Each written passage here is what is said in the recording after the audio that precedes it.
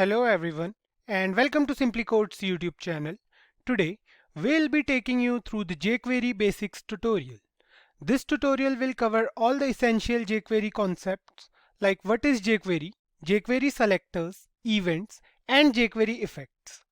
By the end of this tutorial, you guys will get a basic idea of jQuery and when to use it. So before we begin, make sure that you are subscribed to our YouTube channel and press that bell icon to never miss any updates from SimplyCode. So without any further delay, let's get started. Today, we are going to talk about jQuery. We will go through a brief about what jQuery is and why we use it. Before we move on to the installation part, let's talk about what is jQuery. Introduced in the year 2006, when John Resig, a web developer, became frustrated with the issue of cross-browser JavaScript. He found it so complicated that he decided to develop the JavaScript library of his own to overcome this problem. That same library is known as jQuery today. So jQuery is an open source, fast, tiny, and rich feature library that makes it easy to interact with HTML documents, and it allows its users to manipulate and traverse DOM, handle events, animations, and Ajax in much simpler ways with an easy to use API that works in almost all modern browsers. In a nutshell, jQuery revolutionized the way of using JavaScript to interact with HTML documents. So let's move ahead and see how we can include JavaScript in a HTML file. So here we are in the HTML file. We have created an entirely new folder for this. We'll save all the jQuery related files in this particular folders. We have two more folders here. One is for the images we'll be using in further videos, and the other one is to save the jQuery library file, and we have a HTML and JavaScript files over here. Fine. Now there are two different ways of including jQuery in a HTML file. We can either use a CDN for that or download the jQuery file and save it somewhere in a system, and then we can use it later. So the former way needs an active internet connection, and for the latter one, the internet connection does not matter. So let's download the jQuery file and then we'll see how to use jQuery. Fine. We'll move to the jQuery website. So go to Google and write jQuery.com. This will take you to this particular website. This is the jQuery website we have. You can see over here the size of this jQuery file is just 30 kilobytes. Really small, right? To download jQuery, click on this download jQuery button over here. The current ongoing version is version 3.6.0, and the previous two versions, which are 1.x and 2.x, no longer receives update patches. So if you are in 2021, then it's not worth using those versions. Click on the button and it will redirect us to a new page. Fine. So click on the download jQuery button. So here you can see we have different jQuery versions. So you can download the compressed version, the uncompressed development version, the map file, or you can also download the slim build. So what happens in slim build is it excludes the Ajax and effect modules. For now, what we are going to do is we are going to click on this download the uncompressed developmental jQuery version 3.6.0, and you can see we have some code written over here. The code looks a bit familiar, right? It's written in JavaScript only. There are more than 10,000 lines of code. So this is basically a library with code written for events, animations, and many more things. Now press Ctrl+S and save the file in your system. We'll keep it inside the jQuery folder and change the name. We'll keep it inside the jQuery folder. We'll go to desktop. Here's a jQuery file. We'll keep it inside this jQuery folder and we'll change the name to jQuery only. We'll remove the version name from here. Save it. So the file is downloaded and you can check it by going through the folder in your system. The file is saved. So let's move back to the VS Code and try to use this file in a HTML document. To include this jQuery file in a HTML document, we have to follow the exact same steps that we follow with JavaScript files. Use the script tag and write type and src and we are good to go. So let's include it here. We'll include the jQuery file at the bottom after the body tag because we want the HTML file to be rendered first. So what we'll do is we'll write here after the body tag script src is equals to, so what we have to write here is we have to write here jQuery. We have the file present inside the jQuery named folder. We'll write here jQuery.js. So this is the path of a jQuery file. We'll write here type is equals to text slash JavaScript, and we'll close the script tag. We'll again do the same thing, but first let me close this for you. And now what we'll do is we'll include the JavaScript file as well. So we'll write here script, and src is going to be jq.js. So this is the name of a JavaScript file. We'll write here type is equals to text slash JavaScript. Fine. So we have included the jQuery file to our HTML document as well as the JavaScript file as well. Fine. We are done with setting up jQuery. Let's go through a small and exciting example of using jQuery now. We'll discuss the syntax in the upcoming videos. You don't have to worry about it. Just giving you an example of what jQuery is capable of doing. So if you guys remember from the previous videos wherein we used JavaScript for fade in and fade out animations, we were fading in and out an image on a button click, right? And we had to write 10 to 15 lines of code for those two tiny tasks. So what we'll do is we'll do the same thing with jQuery in just one line. Let's find out how. So first thing first, what we'll do is we'll add an image. So we'll add an image to a HTML file. So here what we'll do is after this h1 tag we'll write here img src is equals to images slash jq.png. So this is the path of our image wherein we have saved our image already. We'll write here alt is equals to js, and we'll use the id attribute. So let's say the id is img1 for this image. Next up we'll add a button as well. We'll write here button, and we'll do the same thing. We'll write here on click. It will call a JavaScript function. So let's say the function name is func1, and we'll write here the button name. Fine. So let's say the button name is fade. Save it, and here you can see we have an image over here. We can resize the image by using image height and image width property here, but let's leave it for now. And we have a fade button over here. You can see the fade button is not working. It's just a fake button for now. So we have been doing all this stuff for quite some time now, right? It's easy. The most straightforward task in HTML, we can say. We need to define the function func1 now to make the image fade in and fade out on a button click. So what we'll do is we'll move to our JavaScript file, and we'll write here function func1. So this is a function, and then we have the body of this function. So that's simple. What we'll do is we'll write here dollar inside brackets. We'll access the id attribute. So we'll write here img1. Before that we'll write hash, and after that we'll write here dot fade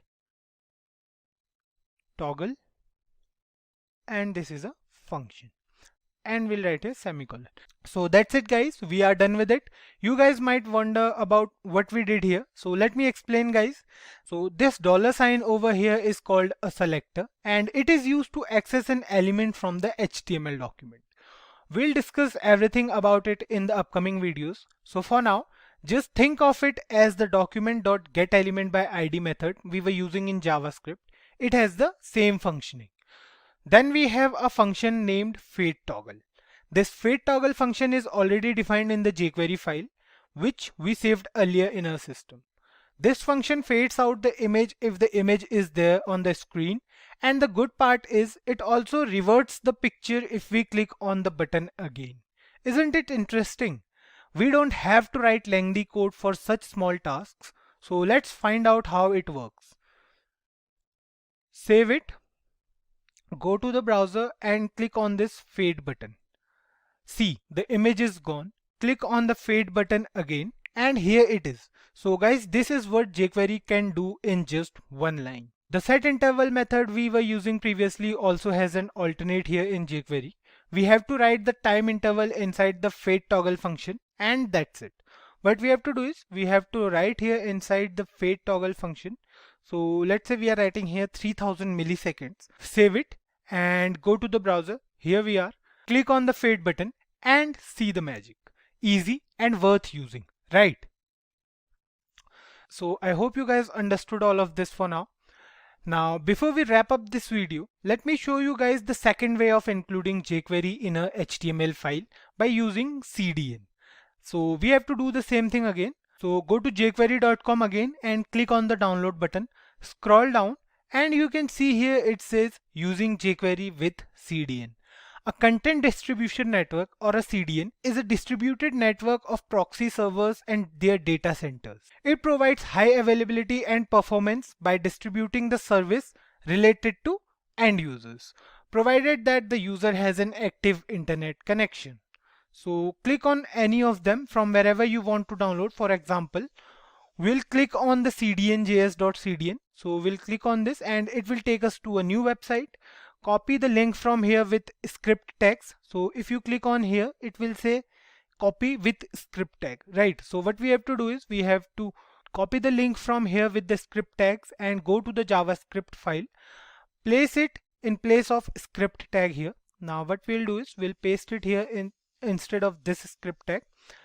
Now we have written over here src as cdnjs.cloudflare.com and this is the whole path, and then we have integrity, cross origin, referral policy and all.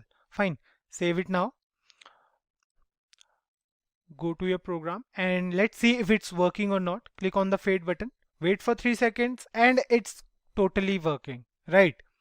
So in today's video, we came across an introduction to jQuery. I hope you guys understood it. We are going to discuss selectors in jQuery. We'll go over some particular types of selectors in this video. We are all aware of accessing an HTML element in JavaScript. We have 3 different methods for that. The get element by ID, the get element by class name method, and the get elements by tag name method. So these 3 methods we have been using for a long time. Apart from these 3 methods, we can also use query selectors for accessing CSS selectors, right? So let's do the same task using jQuery today. Now, selectors allow us to manipulate or access HTML elements as a group or single element in jQuery. The syntax for accessing any particular element is so simple that we don't have to remember all of it. Just go through it once and you might remember it for life. All we have to do is to use a $sign and pass the ID or class name with particular symbols to let the jQuery file know the type, and that's all. The question that arises here is how it is different from JavaScript.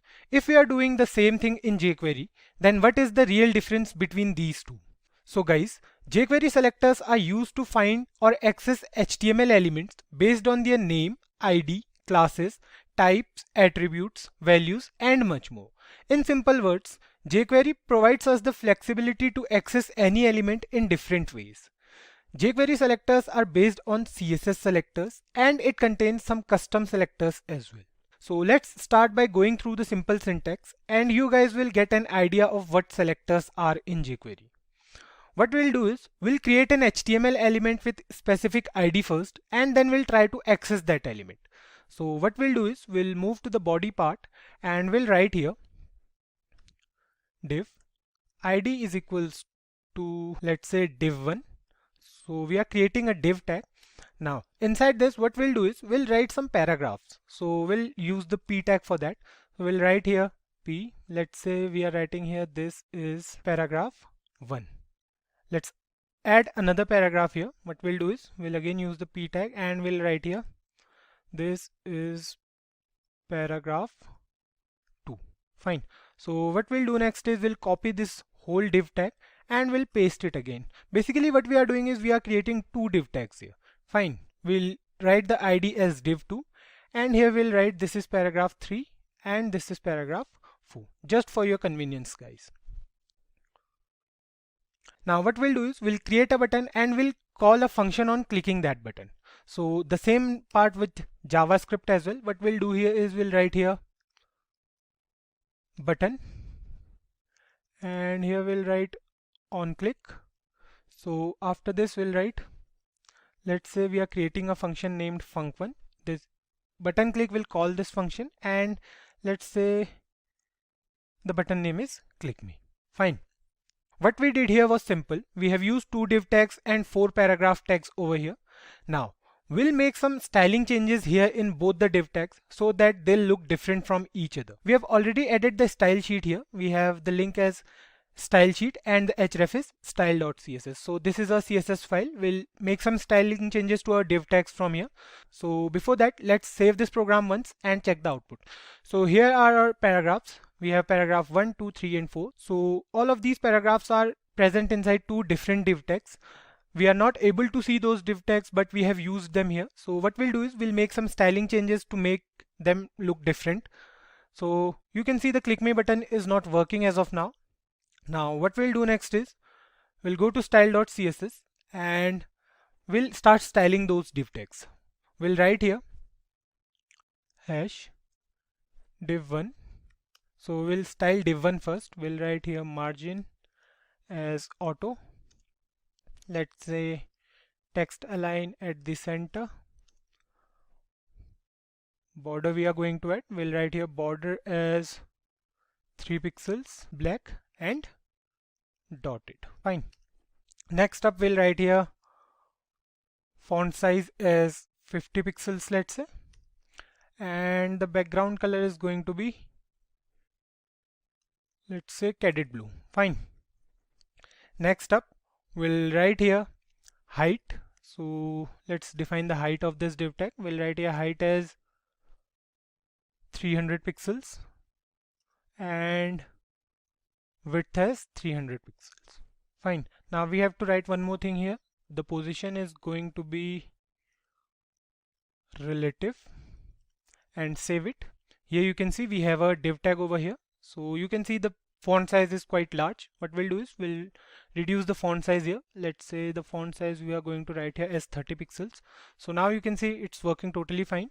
We have 2 paragraphs inside a particular div tag. We have 2 paragraphs inside a container. What we'll do next is we'll copy this piece of code and we'll do the same thing for the second div tag. Right, we'll write here div2, save it, and here you can see we have 2 div tags over here. Now what we'll do is we'll change the color of this div tag. Fine. Let's say the color of this div tag is yellow. Save it, and here you can see we have 2 div tags over here. Right here margin top is 10 pixels. Fine, save it, and here you can see they are not touching each other now. Now we are done with styling our div tags according to our need. You can check it by going through the web page, and here you can see we have both our boxes present over here. So let's move on to the jQuery part now, and we'll try to make some changes in the styling of these div tags using jQuery selectors. So we'll move to our JavaScript file. First of all, we'll access both the div tags here. We'll try to make some changes in both the boxes using the element name. So we have to create a function named func1 here. So first of all, we'll do that. We'll write here function func1, and inside the body of this function, the next thing we have to do is to change the style of these div tags, right? So the jQuery syntax goes like this. We'll define the syntax first. So it goes like $, then we have the element name. So a $sign followed by an element name. Now the JavaScript alternative for this statement will be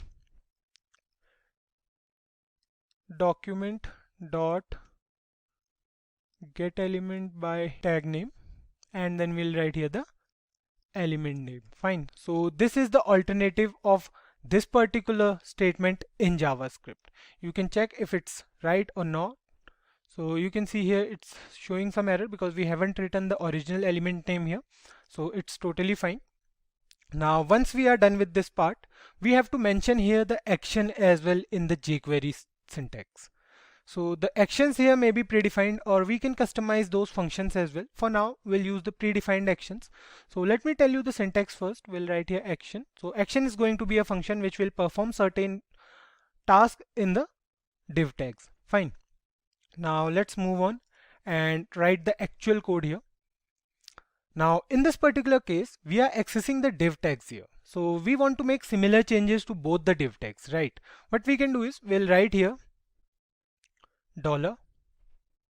Inside this, we'll write the element name inside double quotes, and after that we'll write the action name. So we'll write here dot css, and inside css we'll write here background color, and after this we'll define the color here. So let's say the color is orange, let's say. So let's define them inside single inverted commas, and we are good to go. Now what we did here is we selected both the div tags. We have to put the element name inside the double quotes. Then we have the action as CSS that will allow us to make styling changes in the HTML elements. Then we have defined the style changes inside the brackets. Here what we are doing is we are changing the background color of both the div tags on the button click to orange. So let's save it, and what we'll do is we'll click on this click me button and see if it's working or not. So click on it and you can see the color is orange for both the div tags. You can see it again. We'll refresh this page, click on this click me button, and you can see the color is orange now. Fine. So this is how we can access all the elements from an HTML file using the element name only. It is an alternative to get element by tag name. Fine. Now let's suppose we want to make changes to a particular paragraph. Let's say paragraph 1 only. In JavaScript, we can do it with the help of document.getElementById method. In jQuery, we can also use the ID attribute to do so. So let's suppose we want to change the font style of paragraph 1 only. We want to change it to italic. So we'll do it with the help of jQuery. So what we have to do is we have to provide the paragraph tag and ID first. So we'll move to a HTML file. Here is the HTML file, and this is the paragraph 1. We'll use here ID as P1 for this paragraph. Save it now. And now what we'll do is we'll comment this piece of code and we'll write here again dollar. So we are using the ID attribute, so we have to use hash here. We'll write here p1 dot css is the action name, and inside this we'll write font style, and the font style is going to be italic. Fine. So we have to close this bracket over here, and we have to remove this bracket from here. Fine. The thing to notice here is we have to include the hash symbol before the ID attribute while accessing any particular ID. Save it, go to the browser and click on the button over here, and you can see the font style of the paragraph is changed to italic now. See, the same thing we can do with getElementById method as well. It's straightforward, right? Now, the question is, what if we have two elements with the same ID and we want to change the style of both the elements? In jQuery, it doesn't work in that way. So what we'll do here is we'll move to a HTML file and we'll give this paragraph 3 the same ID. So what we'll do is we'll write here ID as P1, save it now, and let's see if the font style for paragraph 3 changes or not on the button click. So on clicking the button over here, you can see the style does not change. It means that jQuery needs the ID to be unique for each element. Fine. So the other alternative to do so is to use the class attribute in place of ID attribute. We'll do the same thing. Instead of using ID as P1, what we'll do is we'll write here class. So let's say the class name is para for paragraph 1, and for paragraph 3 we'll use the same class name. We'll write here para. Now let's try to access both the elements using jQuery selectors. So we'll move to a JavaScript file again and we'll comment this statement, and over here what we'll do is we'll write here dollar element name. So we have to write here the class name with the dot symbol.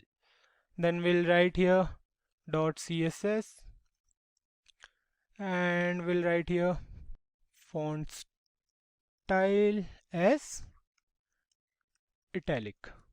Fine. Now save it. Click on the button over here and you'll be able to witness the change in the web page. So you can see it's not working. We have done something wrong here. So let's check it out once. We haven't saved the HTML file, I guess. So we'll save the HTML file. We'll save the JavaScript file and we'll click on this click me button. You can see the change in the web page now. Now you can see how we are able to make changes in both the paragraphs at the same time. So this is how we can use jQuery selectors. We covered three different types of selectors: the ID, class name, and element name selectors. So let's go through some more types of selectors today. Let me tell you guys what selectors are in jQuery again to revise what we have done till now. Selectors allow us to manipulate or access HTML elements as a group or single element in jQuery based on their name, ID, classes, types, attributes, values, and much more. In simple words, jQuery provides us the flexibility to access any element in different ways. The previous three selectors are easy to understand, and I hope you guys must have gotten the idea of how they actually work in jQuery. If you haven't watched the previous video on jQuery selectors, I recommend you to go through it, as we will be using the same code we have used for those three selectors. So let's start with our first selector of the day. Over here, you can see we have the code from the previous video, wherein we created two different boxes and made some style changes using jQuery selectors and actions. If you see here, we have used jQuery for selectors and we are performing certain actions, right? So if we click on this click me button, you can see the font style changes to italic for both paragraph 1 and paragraph 3. So what we'll do now is we'll add another box here with different content. Like let's say we are adding a list of items or something. So for that, we'll go to our HTML file and we'll write here. After this div tag, we'll create another div tag. So inside this particular div tag, what we are going to do is we are going to provide the ID as, let's say, div3 to this particular div tag. Fine. Now inside here, what we'll do is we'll use the unordered list and then we'll use list element. Fine. So here what we'll do is we'll write item 1 and we'll copy this piece of code and paste it again for 5 times. So let's change the item name to item 2, 3, 4 and 5. Save it and you can see here we have a list of items on our web page. So let's style this div tag as well to look almost the same as the other two containers. So what we'll do is we'll move to our CSS file. We'll copy this piece of code for div1 and we are going to paste it here. Fine. So what we are doing is we are basically using the same code. We are styling the element the same way we did for previous two div tags. Fine. Save it now. And here you can see we have three boxes over here. We have three containers over here. The first two containers contain 4 paragraphs and the last container contains a list of items.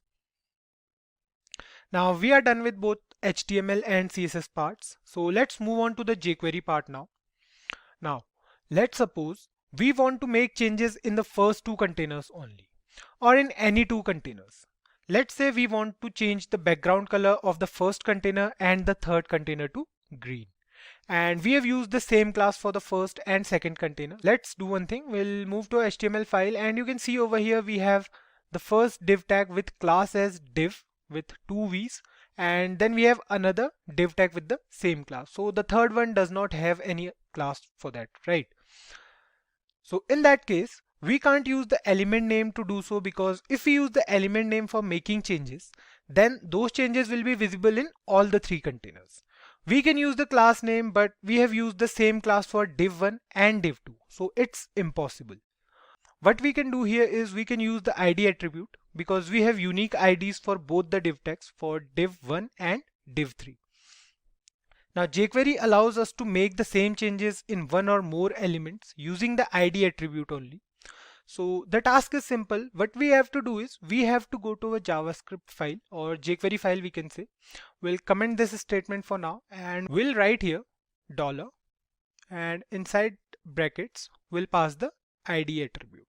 So we'll write here div1 comma div2, and we have to put here the hash symbol because it represents the ID of any element. So we'll write here .css, and inside this we'll write background color, and the background color is going to be green. Fine. That's it, guys. What we have to do is we have to separate the IDs with a comma, and we can make changes to several elements at the same time. Save it and click on the button over the browser. So what we'll do is we'll reduce the size a little bit so that both the containers are visible. So you can see the first and the third containers have same colors over here. So let me first change the color of the third container. We'll go here and we'll change the color to, let's say, gray. Fine, save it. And you can see all these three containers has different colors. So what we'll do is we'll save this piece of code and we'll click on this click me button. And you can see the containers with ID 1 and ID 2, the color is changed to green. So what if we want to do the same thing for the third container and the first container? So if we write here div3 instead of div2, save it now, click on the button, and you can see the color is changing for both the containers. So it's working totally fine. Not only that, but instead of using multiple IDs, we can also use different attributes at the same time. Like we can use the class name and the element name here as well. So let's say if we write here, let's comment this piece of code as well, and we'll write here in the next line $. Let's suppose we are writing here div1. So this is the ID for the first container. So we are using the hash symbol. So remember it is a ID, and right here we are writing li. So li is the tag name and we are using tag name over here. So what we'll do is we'll write here CSS and then we'll change the background color. And the background color is going to be, let's say, purple. Fine. So we are done with it. Save it and click on the click me button. You can see the color of both the elements changed at the same time. This is one of the reasons to choose jQuery. It provides us the ease to work on multiple attributes at the same time. The color of the first container and the color of the list elements changed simultaneously here. So we can also make changes to the particular element present inside a specific div tag. For example, let's say we have two more paragraphs outside the div tag. So let's add them first, and what we'll do is we'll move to our HTML file. We'll copy this piece of code from here and we'll paste it here after the h1 tag. Fine, now what we'll do is we'll change the paragraphs. So let's say the paragraph 1 says this is paragraph 1 outside div tags. Fine, we'll do the same here as well. We'll write here outside div tags. Save it now, and you can see over here we have two paragraphs over here. What we'll do is we'll remove the second container from here. So let's do it and save it now. We'll remove the styling as well for the second container. Save it. Now we have only two containers over here and we have a click me button. Fine. Now what we want is we want to make some changes to the paragraphs present inside the first and the second containers. We can't use the element name because it will make changes in all the paragraph elements. So what we can do here is we can write here. We'll move to our JavaScript file and we'll write here $, and inside this we'll write div greater than sign and we'll write here p. Now we are going to use here fade toggle. So what we did here is we asked jQuery to make changes to the paragraph elements present inside the div tags. We have also used the fade toggle action here to make it more clear to you guys. The syntax is simple. We have to pass the parent element with a greater than sign and then the element name in which we want to make changes. So let's see if this statement is working or not. Save it, move to the browser, click on this click me button, and you can see the paragraph is completely hidden. Right? You guys don't worry about the actions for now because we'll cover them in the upcoming videos. Although they are not complicated, but still if you are thinking about them, then don't worry, we are here to help you with that. This statement can also work without the greater than sign, just like it does in the CSS properties. So let's see if it works or not after removing this greater than sign. Save it now. You can see the paragraphs are here and we want to fade them out on button click. So click on this click me button and you can see it's working totally fine. And if we click on this click me button again, you can see the paragraphs are here. Next up, what if we want to access the first paragraph only? Now we are talking about this particular paragraph. So what if we want to access it? We can't use any of the selectors we have been through till now. It does not have any ID or class, and we can't use the element name because that will make changes in all the paragraph elements. For that, what we have to do is we have to write here dollar, and after it will write p colon first. Fine. Then we'll write here fade toggle and we'll call this function. So we are done with it. This statement will access the first paragraph element from the whole HTML document. Save it, click on the button, and you can see on clicking the button the paragraph 1 is completely hidden. Click on the button again and the paragraph is here again. But will it work the same way if we write second in place of first? Like if we only want to access the second paragraph, not the first one. So let's try doing it and it will be easy for you to understand. So we'll write here second. Now what we want is we want to access this particular paragraph. Save the program, move to browser, click on this click me button and you can see it's not working. You can go through the inspect elements and you'll find an error over here. So if we go to console, you can see it says unsupported pseudo second. So it does not supports this. So we can do it for the first element present in the HTML file only. So we'll write here first again, save it now, and you can see it's working now. We can do the same thing with the class name, ID or the element name. What else we can do here is we can make changes in the odd and even elements as well. So let's suppose we want to hide the list item present at odd numbers. For that, we have to write a simple code. So what we'll do is we'll comment this as well, because if you want to check it later, you can check it from here. That's why we are commenting all the statements. So what we'll do here is we'll write here li and we'll write here after colon even. Fine. Then we'll write here fade toggle. Save it. Click on the button over here. And the list elements present at 0, 2 and 4 are gone because even numbers start from 0. That's why the item 1, 3 and 5 are gone and the item 2 and 4 are present at odd places. Now we can do the same thing for odd elements as well. So for that we have to write here odd in place of even. Save it now.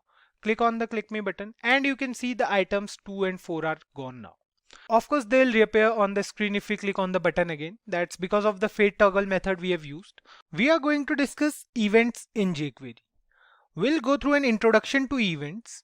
Then we'll cover some particular type of events in this video as we have completed JavaScript before jQuery. So I hope you guys must know by now the definition of events. So the simple explanation of an event is something that happens. Like when we manipulate an HTML document in JavaScript, we try to do something on the web page, right? Several events take place on a website, like the user hovers over a specific elements or click on an element. Pressing a key in the website can also refer to an event, or submitting a form or playing a video also refers to an event in a website. So this is the basic definition of events. So let's go through an example of JavaScript events and we'll see what they actually are. We'll create a button for calling an event and then we'll do same sort of stuff with jQuery as well. So let's do it with JavaScript first. So first of all, what we'll do is we'll write here, we'll add an image on our browser. So we'll write here img src is equals to images. The image is present inside the images folder and the image name is j1.png. Then we'll write here alt and the alt is going to be JavaScript. Fine.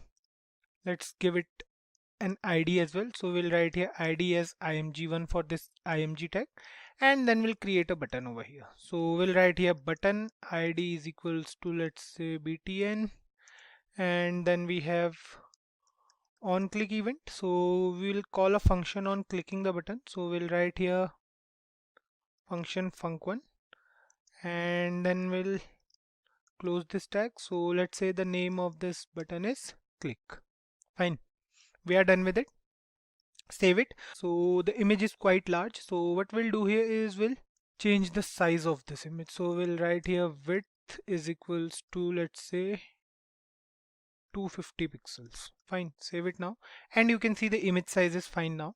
So what we did here was a primary task. We have added an image and we are calling a function using the onClick event. It means that if the user clicks on this button, then something will happen, and for now that something depends upon us, and we'll define it after this. So basically something will change in the web page on button click. Fine. So let's define this function now first. So we'll move to a JavaScript file. This is a JavaScript file, and we'll write here function func1. Fine. So we have to define this function. So what we'll do is we'll write here document dot get element by id, and the id of image is image1, I guess. Let's confirm it once. So the id of image tag is img1, and then we'll write here dot style dot width. So let's say we are changing the width of this image on clicking the button. So we'll write here, let's say 500 pixels. Fine, this is the size we want to change. Save it now. That's it. So we are doing all this to give you guys an idea of what events are in jQuery and how they are different from events in JavaScript. So this button click over here is basically an event. If we move to a HTML file and see here, so this on click over here is actually an event, and this event will call function1. So the function1 we have defined in a JavaScript file, and this function1 will change the width of this image. Fine. I hope you guys understood it. So what we'll do now is we'll save this piece of code. We'll go to the browser and click on this button. So click on it and you can see the image size is large. Fine. You can refresh it, you can click on it, and the image size is large. We can also revert the changes by creating another function here, like we'll write here function func2, and then we'll give the original size, and on clicking another button the image will get back to its original size. So we can do it, but we'll not do it as of now. Now, similar events are present in jQuery as well.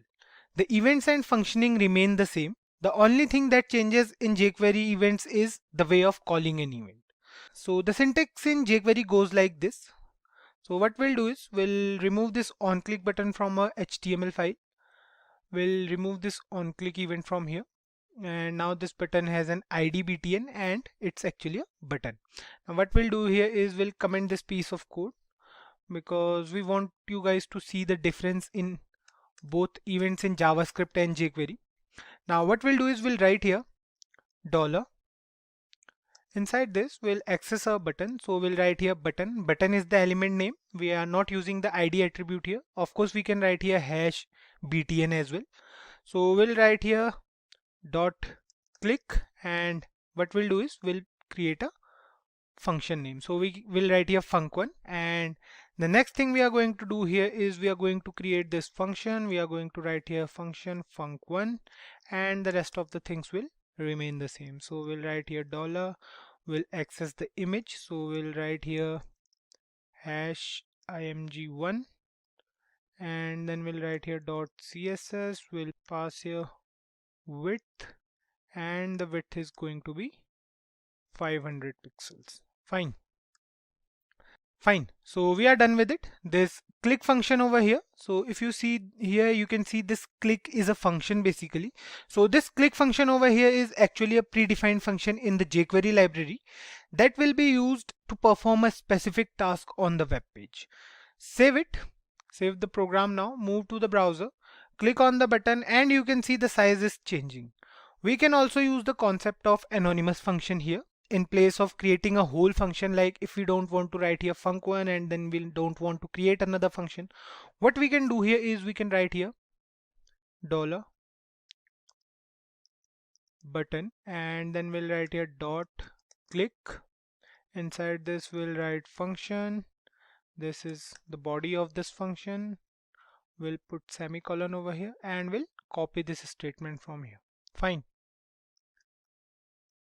Now comment this piece of code, and here we have used the concept of anonymous function. Fine. It's quite simple. So save it and click on the button. You can see it's working totally fine. So this was just a tutorial of how we can use events in jQuery. So this is basically an introduction of events. Now next up, we'll be going through an event that we'll be needing every time we are using jQuery. So what we are going to do is we are going to write here dollar and we are going to access document. So this document refers to the whole HTML document, and then we'll write here ready, and then we'll write here a function. So we'll create a body of this function. Now the ready function will be called after the HTML documents is fully loaded. What we want to do is we want to keep the jQuery part in a queue until the document is being loaded. So for example, let's say we have a big website with so many buttons and different things present inside it. Now the button will perform some actions on clicking, right? Let's say the user's internet speed is not adequate and the button loads before anything else on the web page. It will affect us, right? Like if the user presses the button before anything loads in the web page, then there's no way of writing any jQuery for that, right? We can't do anything for that. So what we want is we want the HTML document to be loaded fully before the jQuery part works. So for that we use the ready event. So ready is basically an event in jQuery. So make it a habit of using the ready event, guys. It is considered a good habit by programmers across the world. So what we have to do is we have to put this code in a jQuery part or JavaScript part, and then we have to write anything inside of it. So what we'll do is we'll cut it from here, we'll paste it here, and let's remove this for once.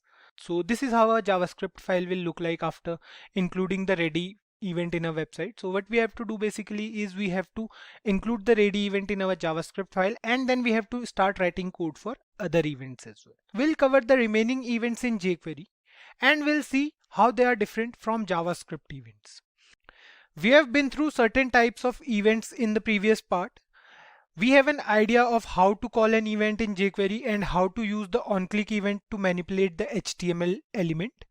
So we'll use the same code in today's video, as we'll be going through some more types of jQuery events, and you guys will have an idea of several jQuery events by the end of this tutorial. So let's start with the first event of the day. If you guys ever notice that some buttons work on double click only.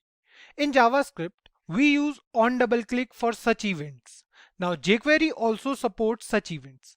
So in jQuery, instead of using double click or on double click, what we have to do is we'll go to this code and we'll write here double click only.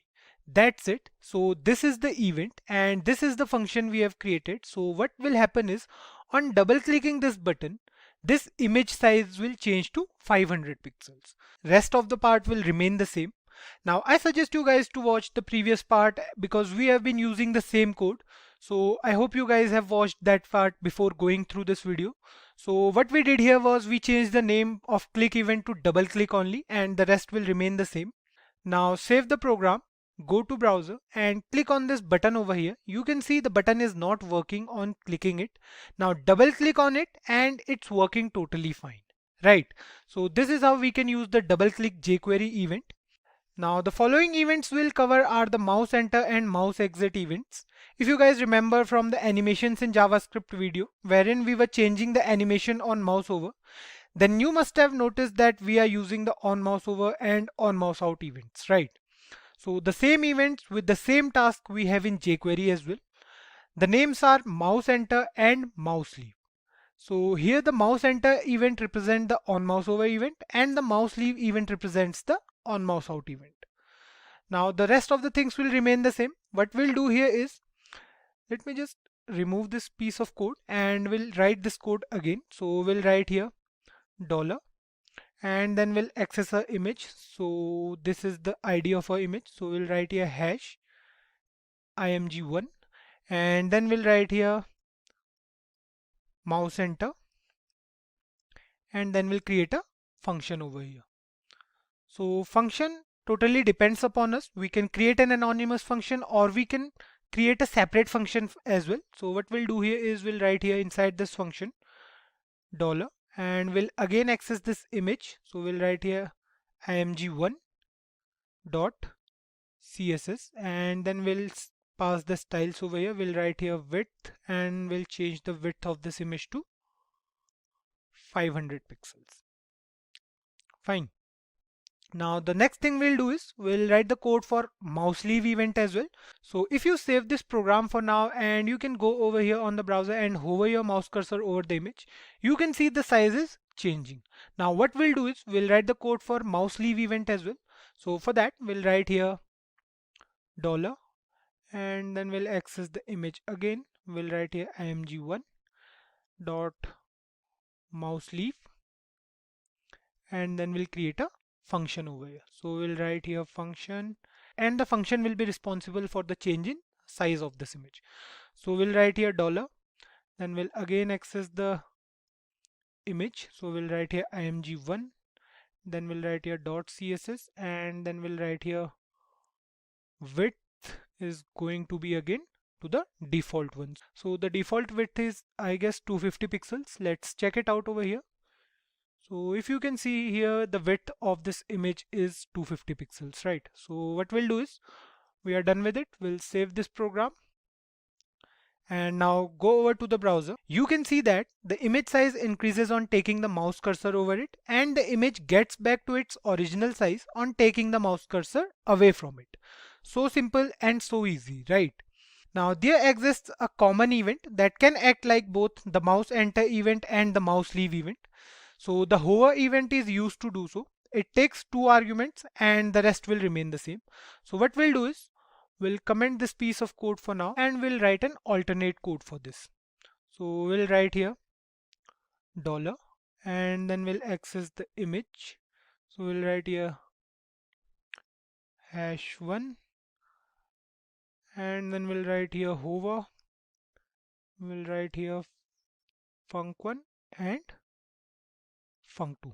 So these are the 2 functions we are going to create. So next up, let's create these functions. So we'll write here function func1. This is our first function, and then inside this we'll write dollar. We'll access the image again. So we'll write here img1 dot css dot css. Then we'll write here width, and the width is going to be,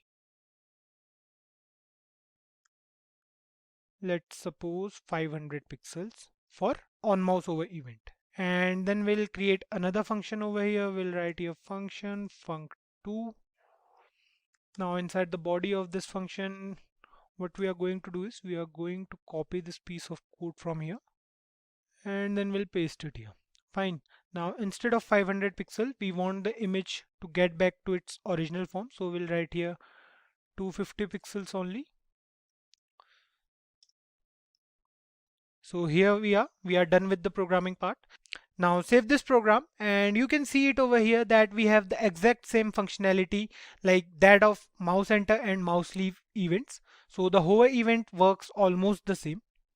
We'll look at different effects present in jQuery and we'll see how easy it is to use those effects. Let's start this video with a simple definition of effects. In layman terms, an effect refers to an event, condition, or state of affairs produced by a cause. For example, we click on a button on the website and suddenly the image disappears. This refers to the fade in effect, and then we click on another button and the image is back, the fade out effect, right? We have been through such effects and animations previously in the JavaScript part as well. If you guys remember, we have the zoom in and zoom out effects as well, wherein we were clicking on a button and the size of the image changes to large, and all of that stuff refers to effects and animations. I hope you guys must have got an idea about what we'll be doing in this particular video. First of all, we'll add an image to our HTML file, and then we'll use different effects on that particular image. The task is straightforward, right? So let's move on to the programming part directly. Now let's add an image over here on the browser first. We can create a container as well, but let's do it with images only for now because it will be easy and more understanding for you guys. So we'll go through the hide and show effect first. So we'll add an image and 3 buttons to our web page. One for hiding, another one for showing, and the last one for both. So you'll understand it much better while working on them. So let's add the image and buttons over here.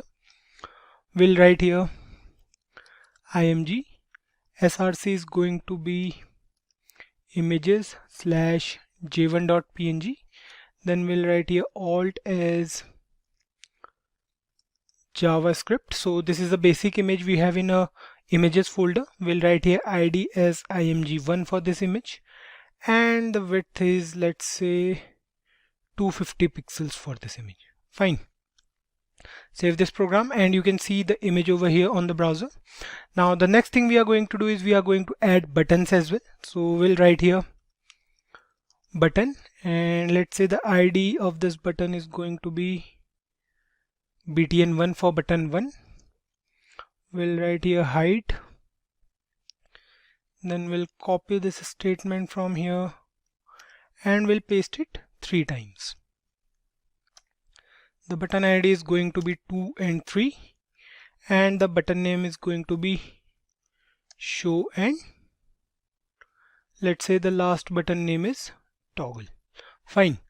So here we have an image over here and 3 buttons for different tasks. What we want is we want to hide the image by clicking on the hide button, and we want the image to get back on the web page by clicking on the show button. Fine. So what we'll do here is we'll use the br tag as well. So we'll write here br twice, and here you can see we have 3 buttons over here. Let me zoom it out a bit. So we have 3 buttons over here: hide, show, and toggle. So these 3 buttons have 3 different IDs, btn1, 2, and 3, and we have an image over here. Fine. Now let's move on to the jQuery part and we'll see how easy it is to perform such tasks in jQuery. So here's a JavaScript file and we have the ready function over here already. So we'll write a code inside this particular event only. Now what we'll do is we'll write here $, and then we'll write here button 1. We'll access this button with ID btn1. Then we'll write here click is the event, and we'll write here function, and the function is going to be an anonymous function. Fine. Next up we'll write here $. Then we'll access the image with ID as img1. Then we'll write here .hide, and that's it. So what we did here was easy. We used the click event and the hide effect. Hide here is actually a predefined function in jQuery that will make the desired element completely hidden from the web page. So let's check the output for this code first. Save the program, move to the browser, and click on the hide button over here. So you can see the image is completely gone from the web page. It's not present here anymore. And you guys can see how easy it is to perform such tasks in jQuery because we have a predefined function already present in our jQuery file. Isn't it great? We don't have to write long code for a small task, right? All we need to do is to write a single line of code and we are good. Fine. So let's write the same code for the show button as well. Now we need to access the button with ID as btn2 and the action will change to show. So what we'll do here is we'll copy this piece of code from here and we'll paste it here again. Now the next thing we'll be doing here is we'll be changing the ID to btn2 and the hide function will change to show here. Fine. Now save the program, move to the browser, and you can see we have both the buttons working over here. If we click on this hide button, the image is hidden, and if we click on this show button, you can see the image is here again. So these 2 buttons are working totally fine. You can see if we click on the show button, the image is back here again. Now if we want this task to be performed after 2 seconds, let's say, we can say we want the image to take 2 seconds to hide, and we know that in JavaScript we can use the set time interval method or the set timeout method, something like that. But in jQuery we have an easy alternative for this. So what we have to do is we have to write here inside this hide action, we'll write here 2000. Similarly, we'll do the same thing for show as well. We'll write here 2000. Now 2000 here refers to 2 seconds. Fine. Save the program. Click on the hide button now, and you can see the image is taking 2 seconds to get completely hidden. Similar thing will happen with the show button as well. If we click on the show button, you can see the image takes 2 seconds for that as well. So it's working totally fine, right? It seems like the fade in and fade out effects, but there is a difference between this effect and the fade in and fade out effect. We'll go through it in a moment. For now, what we'll do is we'll add functionality to this toggle button over here. Now this toggle button over here has the capability to perform both tasks using a single button. What I mean by that is we don't have to create two separate buttons for hiding and showing the image. What we can do is we can also use a single button for this task. So let's add functionality to this button first, and for that we'll write here dollar. The ID for this toggle button is hash btn3. Then we'll write here dot click, and we are going to create an anonymous function. Now inside the body of this function we'll again access the image. So we'll write here hash img1. Then we'll write here dot toggle. Fine. Let's change the timing here. Let's say we want this to take 3 seconds on using the toggle button. Now save this program, click on the hide and show button, and you can see they are taking 2 seconds to complete the task, right? 2 seconds to hide the image and 2 seconds to show the image again. Now the toggle button will work differently. What the toggle button will do is, on clicking the toggle button, it will take 3 seconds to hide the image, and if we click on this button again, you can see after 3 seconds the image is back here again. Fine. The toggle function over here is written in such a way that it can perform the tasks of both the hide and the show functions. The time we mentioned here totally depends upon us, so we can either use it or we can leave it as well. Now moving ahead, we have another type of effect present in jQuery which acts almost the same as the hide and show functions, but the animations is slightly different. So we are talking about the fade in and the fade out effects in jQuery. We'll go through them now and we'll see the difference between hide, show, toggle and fade in, fade out and fade toggle. Fine. So what we'll do is we'll add 3 more buttons in a HTML file so that we can witness the difference between all of them. So what we'll do is we'll copy this piece of code from here, we'll paste it here, and we'll write here the button ID is 4, 5 and 6. Now the button names are going to be fade in, and the second button is going to be fade out, and the last one is going to be fade toggle. Fine. Save the program, and you can see we have 3 more buttons over here. Now you guys will get confused, but don't worry about it. It's an easy task. So what we'll do now is we'll use jQuery for fading in and out this particular image. Now the syntax will remain the same. So we'll move to a JavaScript file. And now what we'll do is we'll access button 4, 5 and 6, which are fade in, fade out and fade toggle. So we'll write here hash btn4 for the fade in button. So we'll write here dot click, and on clicking we'll call an anonymous function again, and then we'll access the image over here. So the image ID is img1. Then we'll write here dot fade in, and we'll pass the timestamp as well. So let's say the timestamp is 2000 for this fade in function. Fine. Now we'll do the same for fade out as well. So we'll copy this from here, we'll paste it here.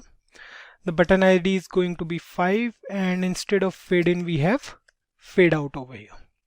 Fine. So we have to write here fade out with a capital O and fade in with a capital I. Now we have written the code for both fade in and fade out buttons here so that it will not create any sort of confusion for you guys. The fade out effect works the same as the hide effect, and the fade in effect works the same way as the show effect. Fine. So save this piece of code, click on hide, and you can see these functions are working totally fine. The hide and show buttons are working totally fine. Now click on this fade out button and you can see the image fading out in 2 seconds. Click on the fade in button and the image is here back again after 2 seconds.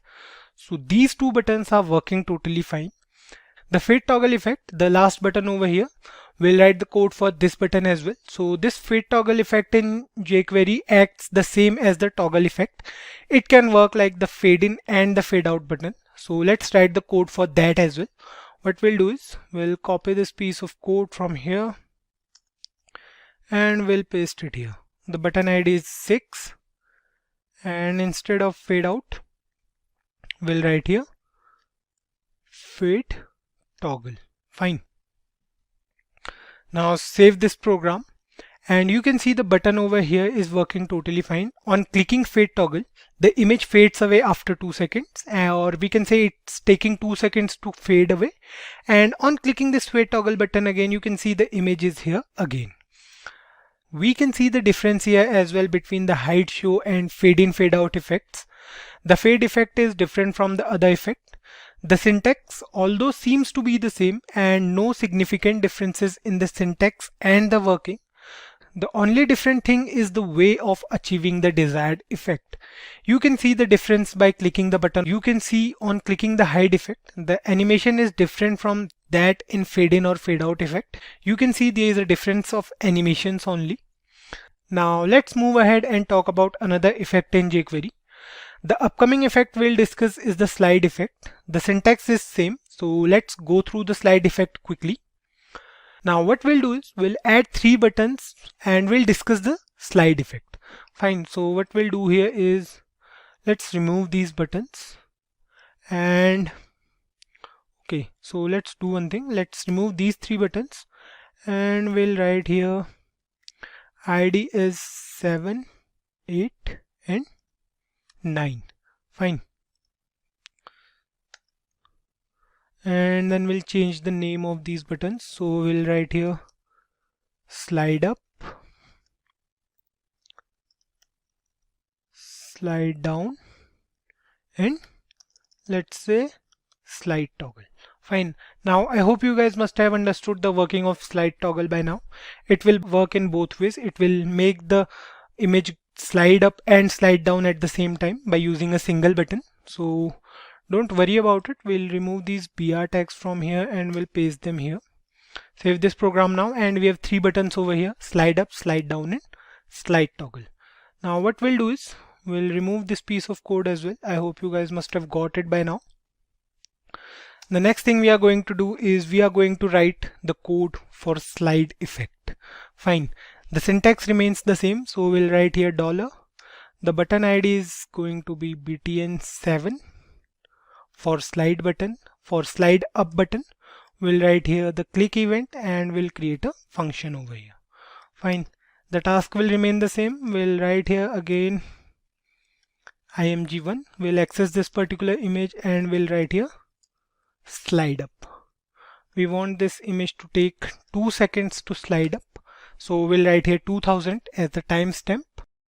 Now save this program and click on the slide up button over here. You can see the image sliding in the upward direction. Right. Now what we'll do is we'll write the code for slide down and slide toggle as well. So we'll write here button 8 for slide down. We'll write here slide down instead of slide up, and we'll write here slide toggle. Fine. We'll write here btn9 for slide toggle. Save the program, and you can see on the browser that all the buttons are working totally fine. If we click on slide up button, the slide up button is working fine. The slide down button is also working fine, and if we click on the slide toggle button, you can see the image is sliding up and down as well. So before wrapping up this video now, let me tell you guys about the stop method as well. So what we'll do is we'll add another stop button on our web page. We'll move to a HTML file. We'll copy this particular statement from here. We'll change the name of this button to stop, and the button ID is going to be btn10. Fine. Save this program now. We'll move to a JavaScript file and we'll write here $. We'll access this stop button, so we'll write here hash btn10 dot click, and we'll create a function over here. Now inside this function we'll write hash img1. We'll access this image and then we'll write here dot stop. So we are calling a function over here. So stop is a function basically. Now save the program and move to the browser. Now you can see if we click on this stop button when the effect is taking place. So if we click on this slide up button and then in between we click on this stop button, you can see the difference over here. We can slide down the image from here and we can do the same thing with the stop button. So what stop button is doing is it stops the effect in between, right? You can see all the buttons over here are working totally fine, and we can stop this effect in between, right? So this is why we use jQuery for such tedious tasks. A single line of code can do it so quickly and so easily, right? So these are some of the significant effects we have in jQuery, and they are pretty easy to use as well. We are going to discuss the jQuery animate effect. We discussed jQuery effects and we know how to use certain effects like fade in, fade out and the scroll up, scroll down effect to make changes in a HTML documents. Today, we'll take a look at the jQuery animate effect in particular. Here's the code from the last part wherein we use the scroll effect in an image. The image slides up on clicking the slide up button and the image slides down on clicking the slide down button. We can also stop the sliding effect in between by clicking on this stop button as well. So far, we have been using these effects to make our web pages more interactive, right? Now, this animate effect we'll use in today's video is a bit different from these effects. The animate effect uses CSS properties and it can be used to make an image or an object like a rectangle or something move across the web page in a particular manner. Seems confusing, right? So let's start writing the code and everything will be clear to you guys. We'll be using an image for this task. So let's remove all this code from here first. We'll write the code again. Now we'll remove this code from here and we'll write the code again. So let's add the image over here and then we'll style that image using the style tag only. So we'll write here div. We'll be using a container for this. Inside this we'll write img. Now src is going to be images slash j1.png. So we'll be using the same image for this task. Then we'll write here alt. So let's say we are writing here something and then we'll write here id as img, let's say. Fine. Let's close this image tag, save the program now, and you can see the image over here. The image size is quite large. We can reduce the size of a Chrome browser. So you can see this is the image. Now what we'll do next is we'll style this image using the style tag. So let's style this image as well here. We'll move to a head tag and we'll write here style. Fine. Now inside the style tag we'll access this image using the image ID. So ID for this image is img. We'll write here hash img and then inside this we'll write some properties over here. So let's define the height of this image first. Let's say the height is going to be 250 pixels. Then we'll write here width as well. So let's say the width is again 250 pixels and we'll use opacity over here. Fine. We'll write here opacity is equals to, let's say, 0.4. We'll discuss it later why we are using opacity here.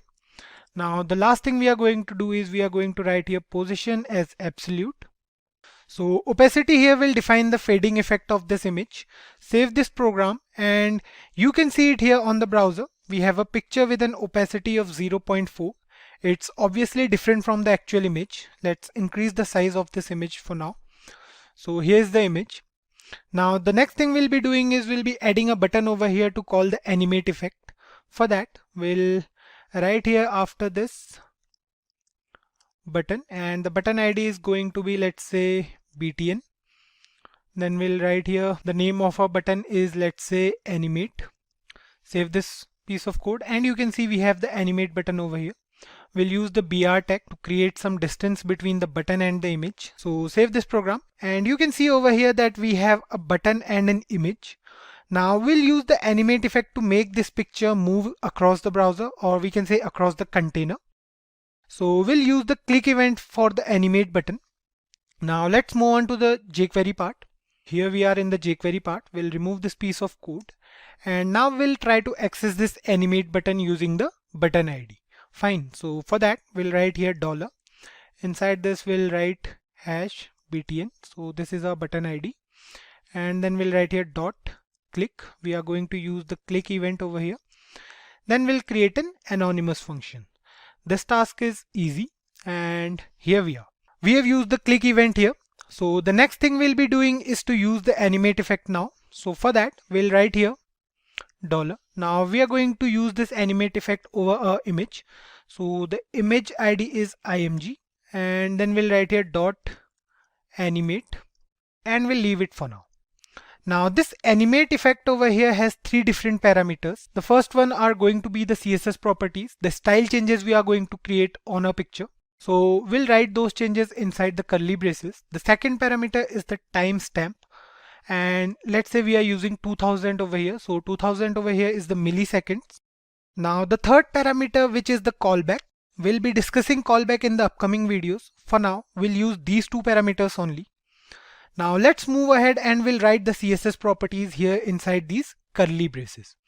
So we'll write over here. Let's say we are writing here left, and we'll write here left as 150 pixels. Fine. Now this left property over here will take the image 150 pixels away from the left side of the container.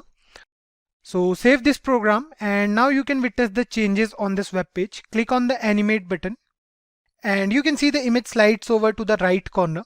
The animation takes 2 seconds to complete because we have given the timestamp here as 2000 milliseconds. Let's reduce the size of this Chrome browser a bit, and now you can see it properly. Refresh the page and we'll click on this animate button and you can see the image slides over. The effect is working fine. Let's make some more changes to this image style by clicking the animate button. All we have to do is to add some more CSS properties to this animate effect, and for that we'll write here some more properties with the help of commas only. So we'll put a comma over here and we'll write here, let's say, opacity. So we'll change the opacity of this image to 1. Then we'll again use the comma and change the height and width as well. So let's say the height is going to be 400 pixels, and then we'll write here width as well. Fine. So width is going to be again 400 pixels. So we are done with it. Now the height and width of this image will change to 400 pixels along with the opacity changing to 1. It means that the image will be completely opaque after clicking on the animate button. Save this program now and move to the browser. Click on the animate button here to see the magic now. You can see the size of the image increasing gradually here in 2 seconds. However, this animate method does not have any toggle function though. So we can't retrieve the changes just by clicking on the button again. Let me reduce the size a bit more so that it will be easy for you guys to understand this effect. Here we are. We have this effect. Click on the animate button and you can see the change now. From opacity as 0.4 to opacity as 1. There are some changes in the animations, right? So this is what animate effect does in jQuery. Now instead of writing here 2000, what we can do is we can write here slow or fast. So let's try doing it as well. What we'll do is we'll write here, instead of 2000, we'll write here slow for now. So we'll write here slow, save this program, click on the animate button again, and you can see the change. So it's not taking 2 seconds anymore. Now the slow keyword will work and the animation effect will change. Fine. And with that, we come to the end of this jQuery basics tutorial. If you guys enjoyed watching the video, do give it a thumbs up, comment your doubts below, and our experts will answer them for you. Thank you so much for being here. Watch out for more videos from us. Until then, keep coding and stay tuned to Simply Code.